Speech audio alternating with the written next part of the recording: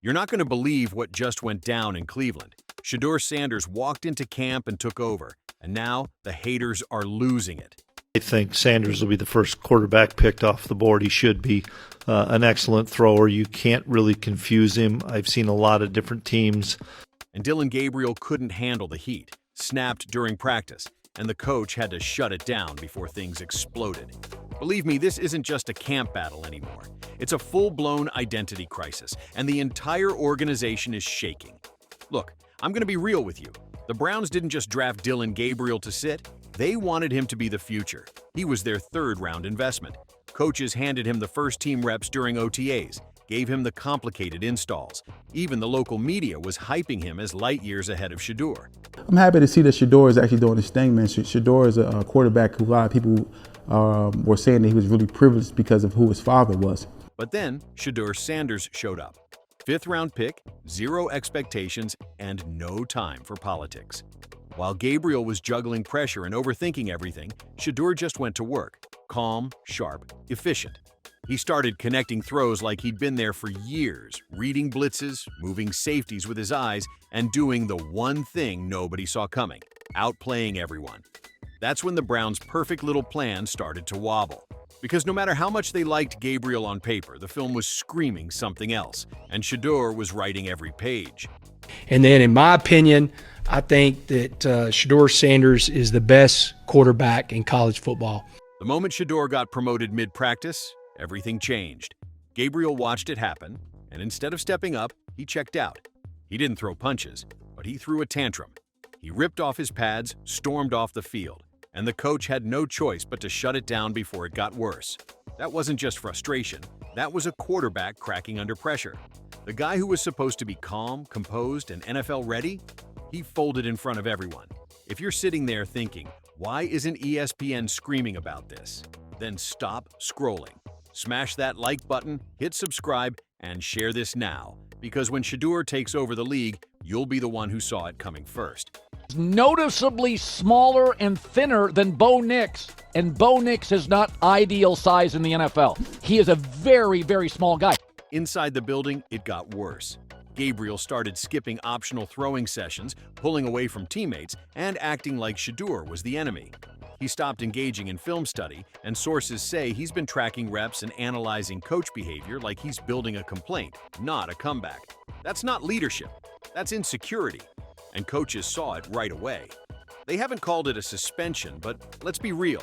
When a guy storms off the field and gets pulled from reps, you're not just rotating. You're containing a meltdown.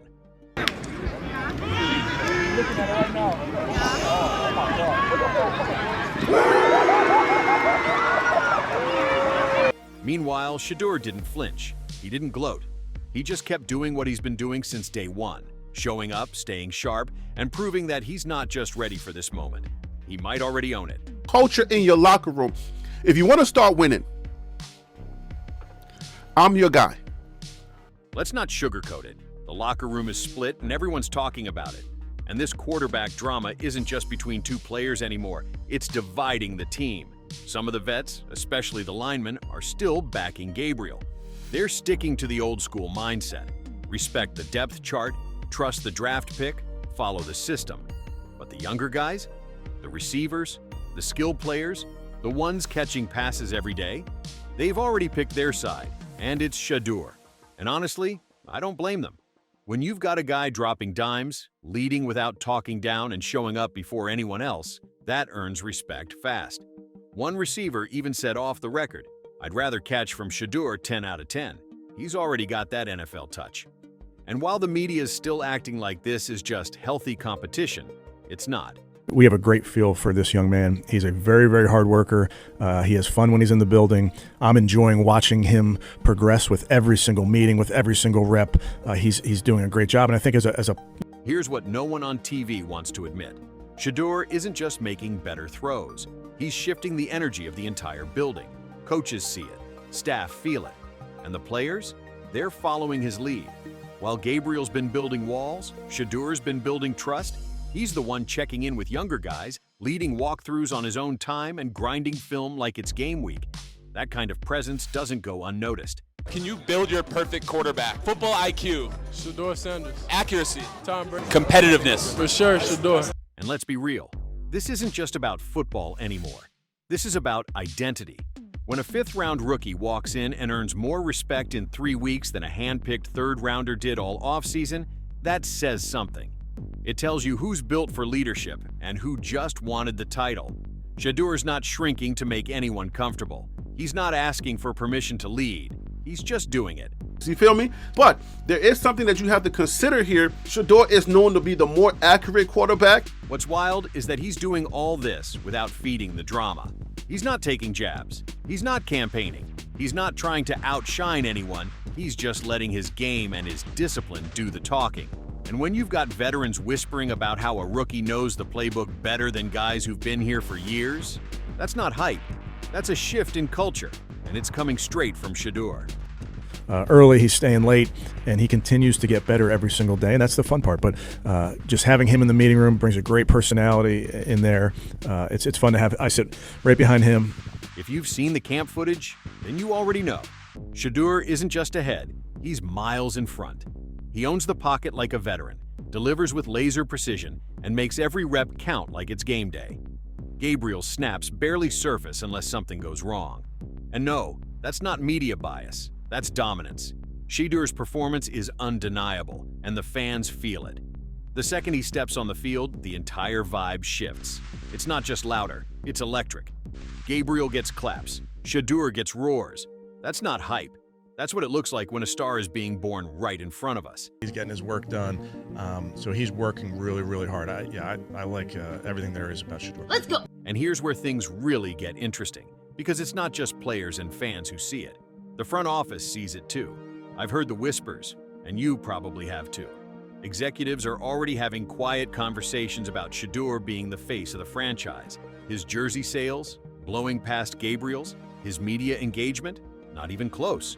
And let's be honest, when the business side of the building starts drawing up marketing plans around you, it means you're not just impressing, you're changing the equation. The Cleveland Browns select Shedeur Sanders, quarterback, Colorado. The reaction in the draft hall says it all. What's wild is they didn't even plan for this. The Browns didn't think Shedeur would be on the board that late in the draft. They didn't expect him to come in and start shaking up the system from the inside out. But that's exactly what's happening. And now, some of those same people who were sold on Gabriel are suddenly rethinking everything. Not because Gabriel's a bad player, but because Shedeur is just. Impression, there's no doubt. Really fun time of the year when it comes down to the NFL. And that, ladies and gentlemen, better. You and I both know this was never supposed to get national. But now, it's everywhere. ESPN's talking about it.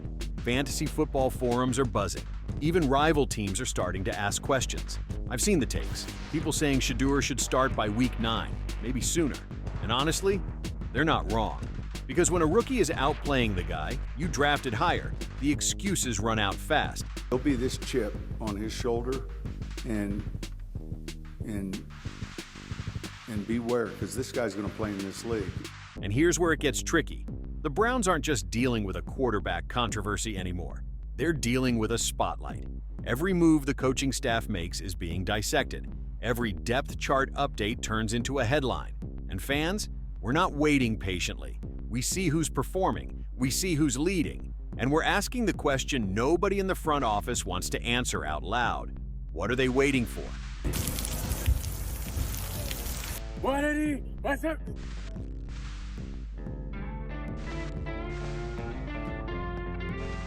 Shedeur has already earned the respect through hard work. He's got the film, he's got the leadership, he's got the momentum.